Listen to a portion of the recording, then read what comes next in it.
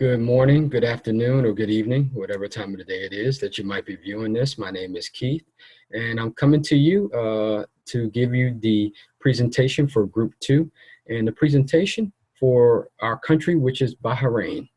If you bear with me for a moment, I'd like to share our presentation with you and talk a little bit about the country. I'd love to give personal shout out to Muhammad. This is his home country, and so he was able to give us a lot of insight into the country and contribute a lot of great information. He gave us a lot of direction on where we could go. So thank you, Muhammad, for the inspiration for Bahrain. I learned so much about it. A country that I didn't know about until now. Our group is comprised of Muhammad, Albur Sahid, Morgan Bomer, myself, and Tracy Benson, and everybody contribute in part to this presentation here. So without further ado, I'd love to tell you a little bit about Bahrain. The country of Bahrain is located in the Arabian and Persian Gulf. You can see how this has a map of the country itself and where Saudi Arabia and Qatar are actually located. But let me give you a little bit more insight as to where the country is. Right here is a map of the Middle East, and as you can see, the countries here that you're most familiar with: Iran, Iraq, you have Syria here, over there towards the Mediterranean, Saudi Arabia, and as you go further east, over here to Yemen and Oman, and right here, right where that number 1 is the country of Bahrain. So you can see how big it is relative to even some of the smaller countries like Israel, and the Palestinian territories here. This is Jordan, and even Lebanon, which is right here, and you can just barely see Bahrain. So that gives you a little bit of an idea of how large or how small it is. Bahrain is actually 300 square miles in area. To give you a little bit more perspective, the smallest state in the United States is Rhode Island. That is 1,000 square miles, which is about 3 times the size of the country of Bahrain. Bahrain is probably about the same size as the city of Kansas City, Missouri, in 300 square miles. So it's just a little bit smaller than some of our mid-range cities here in the United States.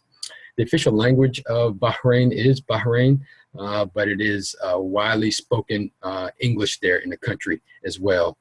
Islam is the official religion, and the currency is the Bahraini dinar. One of the first things that comes up on doing a really quick Google search of Bahrain is the architecture. You can see some of these beautiful buildings that have been constructed there, and this is right here in the capital city of Manama. As you can see, they're just gorgeous, gorgeous buildings there.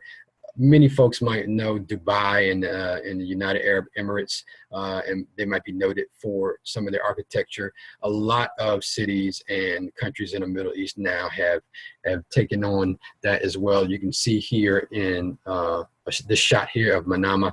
It's a cruise port, very conducive to tourism, very conducive to any number of cultures.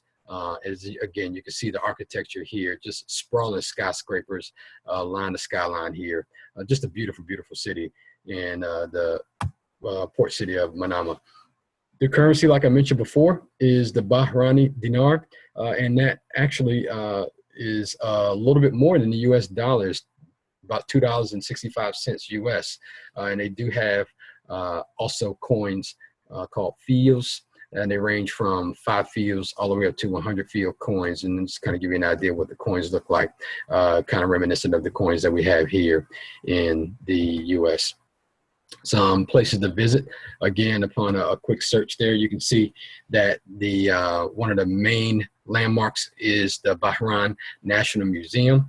It's one of the oldest and largest museums there, and also the International Circuit, which is actually an international raceway, and most noted for the Grand Prix there. They have Formula One races there in Bahrain, and one of the longest running Grand Prix in the Middle East right now. And you can see that's a beautiful looking track. It's just well designed, and they're very proud of the Grand Prix event that's there.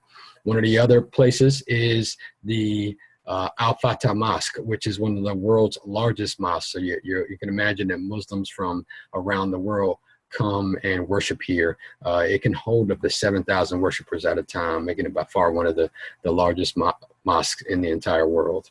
The U.S. has strong relations and strong ties to Bahrain, and this established the diplomatic relations over 40 years ago, and they play a key role in the security, the U.S. national security in that part of the world.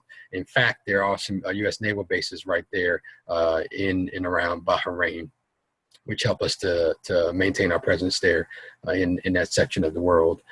They're not a member of NATO. However, they are a member of the International Monetary Fund, the IMF, the World Health Organization, and they are a member of the United Nations. Some taboos to keep in mind when you're in Bahrain. Do not point your toe or your heel at any time. It is definitely considered rude if you refuse someone's offer of tea or coffee or any type of food. You just want to be polite. You want to accept it, and just 2 small cups of coffee whenever they are offered to you. And it is also disrespectful to do anything with your left hand. You always want to shake hands with your right hand. Always want to accept things with your right hand, never with the left hand. It's shown as a definite sign of disrespect. When you're having a business meeting, as I'm sure you should with any meetings, you want to be on time.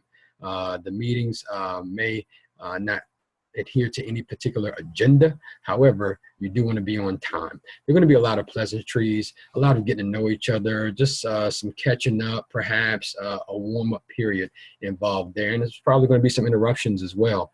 But what you want to keep in mind is that you get there on time and not follow any kind of strict agendas. It is proper to accept gifts when giving gifts. You don't want to give any kind of perfume or any kind of alcohol.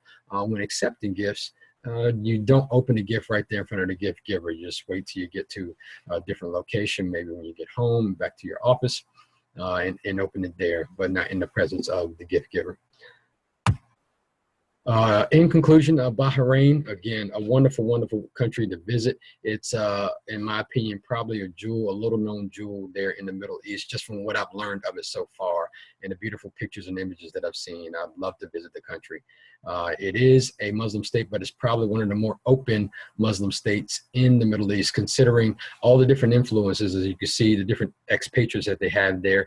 India, Pakistan, Malaysia, and the Philippines. You can imagine all those different countries forming a bit of its own little melting pot there, having an influence there. That lends itself to the openness of the country, which makes it, again, as far as Islamic State goes, they allow the consumption of alcohol and pork products.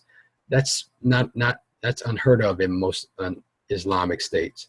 Bahrain, because of all the different kind of influences from different cultures, is a little bit more open to it. I'd like to thank you for your time. I'd like to thank you for all of my teammates' participation in this presentation, and I appreciate you listening to us. Thank you so much.